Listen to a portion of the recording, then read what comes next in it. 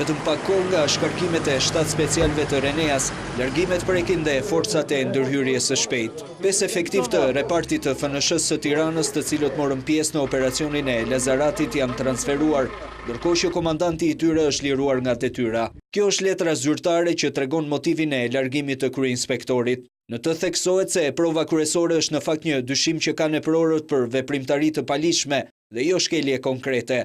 Sipas avokatit mbrojtës të ish kryeinspektorit Petrit Elezi, ky motivacion është i pabazë e për këtë arsye është bërë ankimim në gjykatën administrative. Ajo që unë do të theksoj është fakti që klienti tim nuk ishte dhënë asnjë shkak tjetër, nuk kemi asnjë procedim qoftë penal apo disiplinor ku të argumentohet kjo vendimarrje e drejtorisë përgjithshme të policisë dhe ne këtë synojmë të vendosim me anë të vendimit gjyqësor rivendosjen e drejtave të tij, kthimin e tij në vendin e mëparshëm të punës. Sipas mërtirit, klienti i tij është larguar nga forcat e ndërhyrjes së shpejtë pas një relacion, duke i mohuar atij të drejtën për të mbrojtur, ndërkohë që rasti do i referohet dhe avokatit të popullit.